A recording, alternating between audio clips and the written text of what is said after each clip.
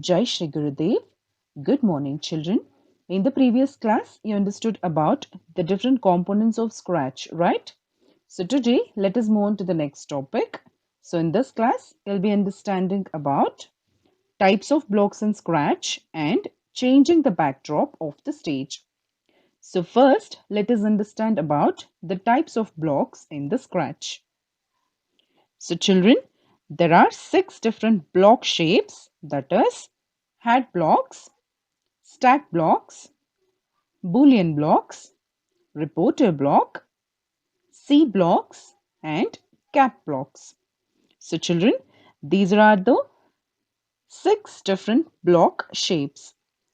So let me show you how each blocks look like and let me explain in brief. So I'll just open the Scratch window. Okay, children. Okay, so the first one is the hat block. So the hat block looks like this. So this is the hat block. Children, these blocks are designed to start a script. So if you want to start the script, you have to add this block at the first. Okay, children. So this block usually have rounded top and a notch at the bottom of the shape. Hope you can see here. The top is in the round shape and at the bottom it has got the notch. So that you can place another block at the bottom.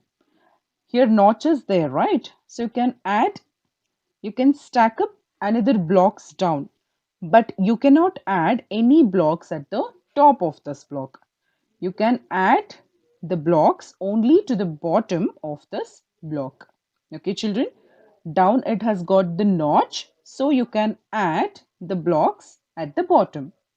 Hope you understood about the hat block, right? And in total, there are 11 hat blocks. Okay, children. Next is stack block. So I'll show how the stack block will look like. So children, here we are discussing about the shape of the blocks. Okay, children. So next is the stack block. So the stack block looks like this. See, this is the stack block. Hope you can see here, children. This is the stack block. See, these blocks are used to perform the main commands. So the main commands what we are up to give for the sprite, that will give with the help of the stack blocks. Okay. So these blocks will be having a notch on the top and a bump at the bottom. See here, it has got the notch and here a bump is there. So that you can add blocks at the top and also at the bottom. Hope you are understanding. These blocks have got notch on the top and a bump at the bottom. Children, please see your textbook once. Hope you cannot see my screen properly. I mean that notch and the bumps and all. I think it is not visible properly.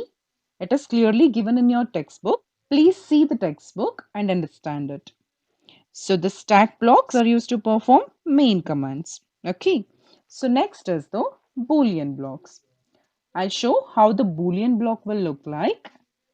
So the Boolean blocks will look like this. Okay.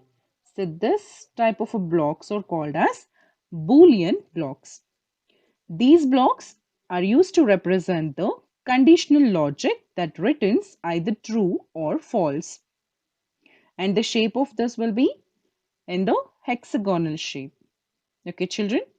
And in total, there will be 13 blocks. 13 Boolean blocks will be there. Hope it is clear. Next is the reporter block. So this is the reporter block.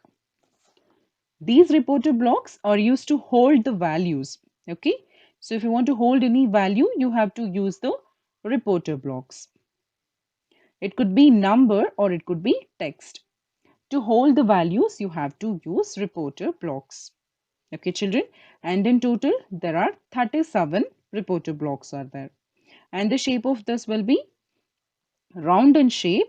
I mean, the edges will be rounded. Okay, children. And the next type is C block. C block looks like this. Okay, children. So this is the C block. Shape of that itself is like a C, right? So it is called as C blocks. And these type of a block is also called as wrap block. Okay. C blocks are also called as wrap blocks. Okay, children. These blocks loop the blocks within the C shape and check if the condition is true. There are 5 C blocks and they are present in the control category. In the control category itself, all the 5 C blocks will be there. Okay, children. See, whatever the blocks that will put inside this, that will be repeating. Okay, children. Loop means repeating. Okay, until the condition is true, it will be repeating. That is the job of a C block. See, this is the cap block. Okay, children. These blocks are used to end the script. Okay, once your coding is finished, once your script is finished, at the last you have to add this block, that is cap block. Okay, children, cap blocks are used to end the script and they are shaped with a notch at the top and flat bottom. Hope you can see here, bottom is flat and at the top a notch is given. So you can add the blocks at the top, but you cannot add any blocks at the bottom. Okay, children. So this cap block is used to end the script. Okay, children. Hope it is clear. So how many block shapes are there, children? 6 block shapes are there. That is hat block. This is the hat block. Stack block. Boolean block. Reporter block. C block. And the last type is cap block. Hope you understood about this. Please do refer your textbooks and read it once. Okay, children. So next, let us understand about changing the backdrop of a stage. So what is backdrop, children? Backdrop is nothing but the background of the stage. So you can change the backdrop in 4 different ways.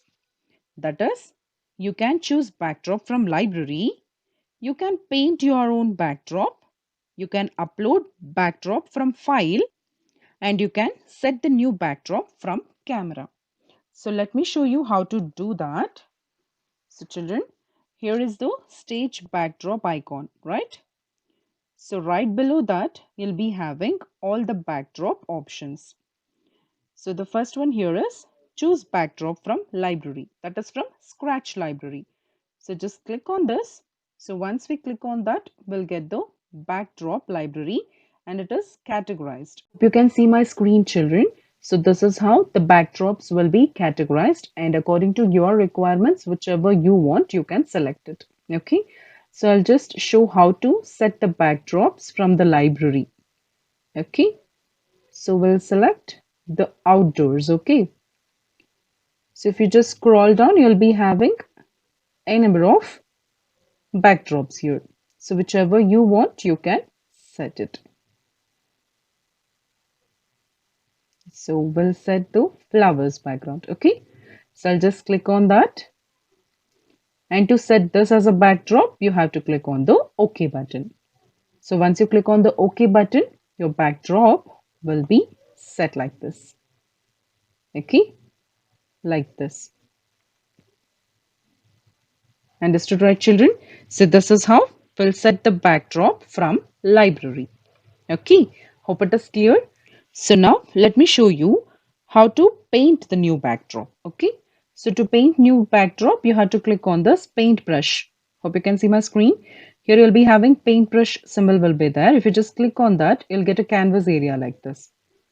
Okay, so this is the canvas area. So here you have to paint your own backdrop. So I'll just show here. I'll just put a rectangle first. Okay. How you'll paint? You can use like that itself. So once you leave, it will come there. Okay. See, once you drag and drop the shape, that will be set as the backdrop. So, and you can also set text as a backdrop I'll just show how to do that. Here you'll be having T, right? Have to click on that and just leave the cursor here. You'll get an insertion point over there, which is blinking, right? That is called as insertion point. So you can just start typing. I'll just type as BGS World School. Okay, Chikbalapur.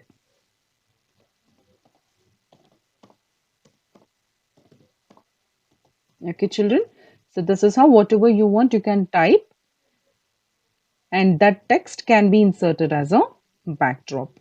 So if I want to increase the size of that, I can just do it by leaving the cursor on the dots and by just dragging like this. Hope it is clear. So wherever you want, you can place it like this. You'll get a hand shape if you just press and hold the left mouse button, and if you drag like this, it'll be all set. Okay, just leave the cursor over there like this. You can insert the text as the backdrop. Okay, children, hope it is clear. So this is how we'll paint our own backdrop. Okay, so next option is upload backdrop from the file.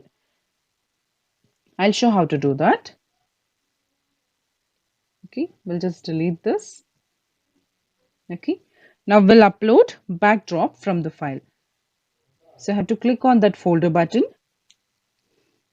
and this window will open here. So from here, you have to select the image which you want to set as a backdrop. I'll just select this image. Okay, click on open button. So that image will be set as a backdrop. Hope you understood this. So whichever the image files you have got in your system, you can use those images as the backdrop by importing like this. Okay, children, hope it is clear. And the last type is new backdrop from camera. If you select this option, it allows you to click an image using inbuilt camera of your computer system and you can import it onto the stage as a backdrop. So you can capture your image and you can use that as your backdrop if you use that. Okay, here one camera symbol will be there. So if you just click on that, by using the system built-in camera, it just captures the image and that image you can use as a backdrop. Okay, so this is about changing the backdrop of a stage. Hope you understood this. So in how many ways we'll do that, children? In 4 different ways we can change the backdrop of the stage. One is choosing backdrop from library, that is Scratch library. Next is by painting our own backdrop, by uploading backdrop from the file, and by using the camera, that is new backdrop from camera option. See, these are all the different ways of changing the backdrop of the stage. Hope it is clear. Hope you understood this. So this is for today. Read the textbook once, and if you get any sorts of doubts regarding the topic, please do contact me. Thank you. Have a good day.